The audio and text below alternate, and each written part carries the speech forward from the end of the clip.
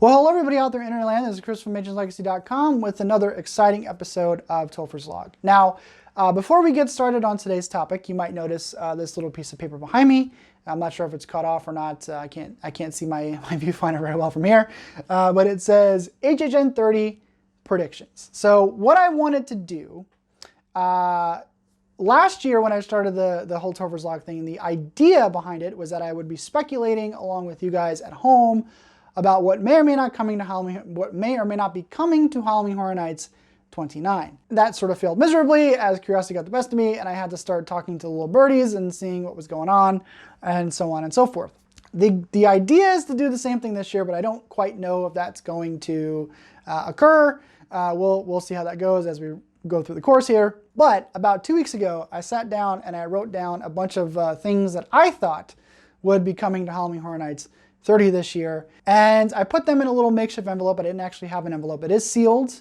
You know, let's see if I can get it down here. It is sealed. You know, it is sealed there. You know, Halloween Horror Nights 30 predictions. So the idea is going to be that when everything is eventually revealed at the end of the season, I will open it and we will see how way off I was, or how way right I was, or how crazy my predictions were. That's the idea. So if you decide to stick around with me until you know, until everything is revealed here, you know, who knows? You know, it is what it is. So everything is in there. We're going to keep it there for the entire season.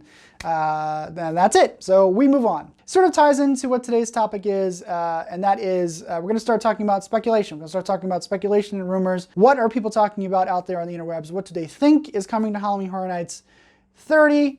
This one's kind of a big one. It's one that people have wanted for quite some time, but I wanted to talk about it because there are some things, some thoughts that I have about it, and that is The Conjuring. Now, The Conjuring has been something that people have wanted to come for a while. We came close to having it in 2016, but it was promptly removed and eventually became The Hive because there was some legal troubles going on with Warner Brothers, and some guy wrote, I guess, a series of books about the Warrens.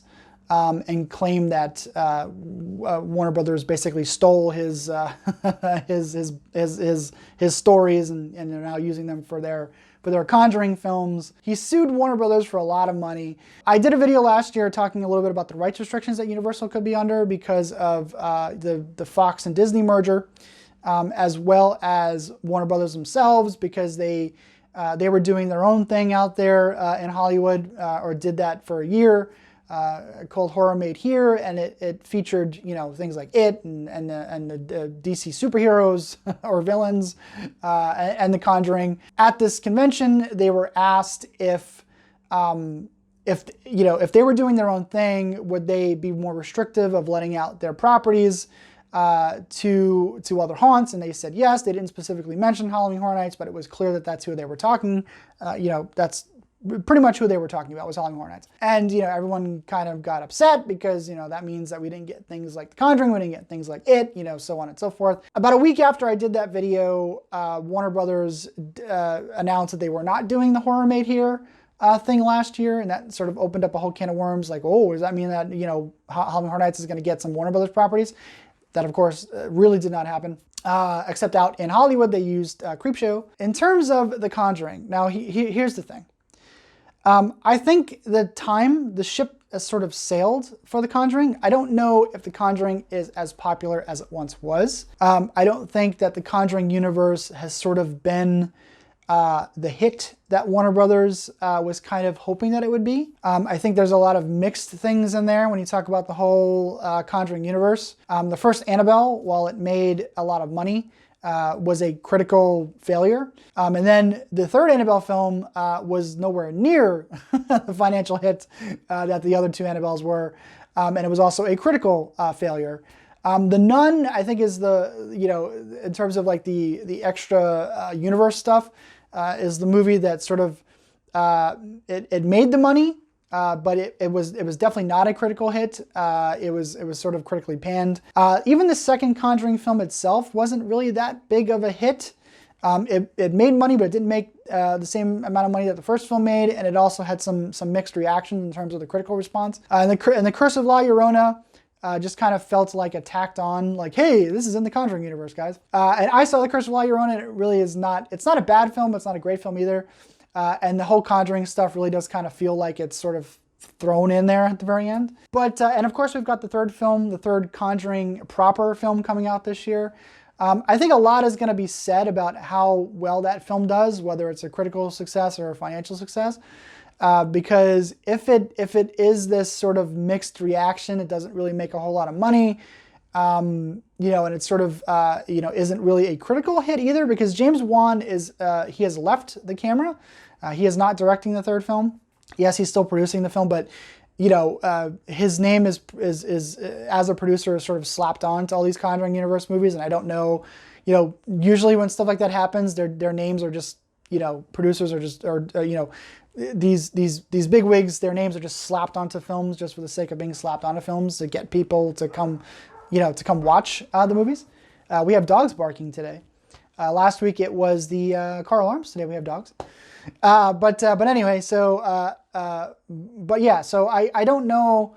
I really have reservations because of kind of how far removed we are from The Conjuring now. I just don't think The Conjuring has the pull that it once had. And I think that bringing like The Conjuring as a solo house, like this is The Conjuring 1, I don't know if that is going to be successful enough. I think that, or good enough. I think that we would need, if we were going to bring The Conjuring, I think this is a good time to sort of put all your eggs in one basket. And use you do like a Conjuring universe type thing, put Conjuring 1, Conjuring 2, Annabelle, The Nun, Curse of La Llorona, put it all kind of in one big mashup house. Almost like, kind of what they did with the Insidious things and the Blumhouse thing a couple years ago. Do something like that. Put it in a better space than the MIB tent, put it in one of the sprung tents or hell, one of the, anything else besides the MIB tent to put it in there. I mean, we had the actual Insidious house over there in the sprung tent. So yeah, so like I think that if The Conjuring was to come, I think it might be a good idea to do a mashup and not necessarily just like a Conjuring 1. You could do The Conjuring 1, 2, and 3, but like, we really haven't seen The Conjuring 3 yet, so we don't really know how that's going to go. I think that could also work, and not necessarily just putting in The Conjuring 1, doing a mashup of the Conjuring proper films. That could work, I guess. But I would much rather see like a mashup of the Conjuring universe. I don't know if the Conjuring proper films, doing a mashup of those would work. I think if you're going to do a mashup, go big or go home. Do all the mashups. Put the Nun, put the Annabelle, put the Conjuring, put all of them in there. I think that might be a little bit more fun. But it is what it is. I just think that like my reservation about The Conjuring is that we're kind of outside, I think, its window at this point. I think the Conjuring universe is sort of on a downward spiral, a downward slope. I think that there's a sequel to The Nun, I believe, still coming. And of course, like I said, we have The Conjuring 3, but the actual Conjuring 3.